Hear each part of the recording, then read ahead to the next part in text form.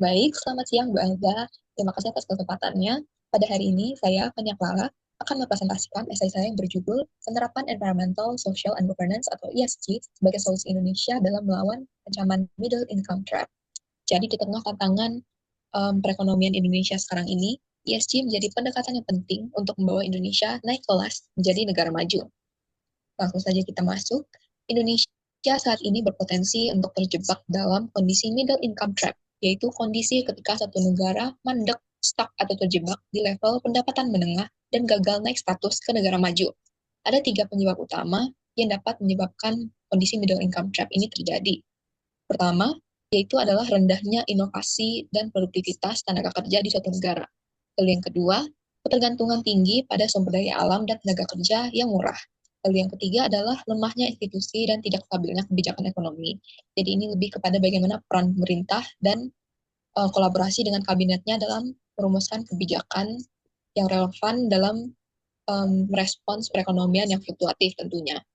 ESG menjadi pendekatan yang sangat penting karena dapat mengintegrasikan aspek lingkungan, sosial, dan tata kelola dalam kebijakan pembangunan yang tentunya akan mendorong pertumbuhan ekonomi Indonesia yang inklusif, berkelanjutan, dan juga tahan terhadap krisis.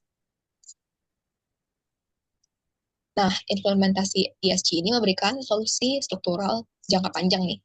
Dari aspek lingkungan, kita butuh transisi ke energi terbarukan seperti surya dan angin yang tak hanya mengurangi emisi, tapi juga dapat membuka peluang ekonomi hijau. Dari aspek sosial, peningkatan kualitas sumber daya manusia melalui pendidikan, latihan vokasi, dan juga sinergi kolaborasi antara universitas dan industri juga sangat penting dalam menciptakan tenaga kerja yang inovatif. Lalu, kita juga melihat dari sisi governance, di mana tata kelola yang transparan, stabilitas hukum, serta pemberantasan korupsi itu penting supaya dapat meningkatkan kepercayaan investor. Jadi investor itu merasa aman dan tertarik untuk menanamkan modal di Indonesia.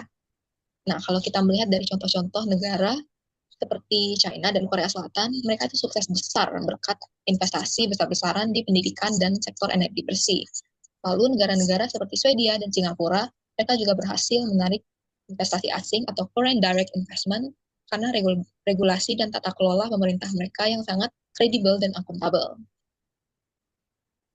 Nah, penerapan ESG sudah menunjukkan sinyal positif di Indonesia. Ini adalah kabar baik. Nah, sinyal positif itu terdeteksi di pasar modal. Contohnya kalau kita melihat data ini diambil dari OJK pada tahun 2023 yang melihat perkembangan indeks ESG Leaders. Kita bisa melihat bahwa indeks ESG Leader ini naik dari 136,58 triliun ke 142,55 triliun yang mencerminkan pertumbuhan sekitar 7,52%. Lalu di sini kapitalisasi pasar perusahaan yang mengadopsi ESG ini juga naik nih dari 3,26 triliun hingga ke angka hampir 4 triliun. Ini menunjukkan bahwa investor, baik investor domestik maupun asing, mereka mulai menaruh kepercayaan pada perusahaan yang berbasis ESG atau menerapkan prinsip keberlanjutan di Indonesia. Hal ini pun juga tidak lepas dari kebijakan OJK yang mendorong transparansi laporan keuangan yang berkelanjutan. Nah, meski potensial, penerapan ESG bukan tanpa tantangan. Yang pertama itu ada biaya awal yang tinggi untuk membangun energi hijau dan reformasi lingkungan. Lalu, kapasitas institusi kita juga masih terbatas nih dalam mengawasi pelaksanaan ESG.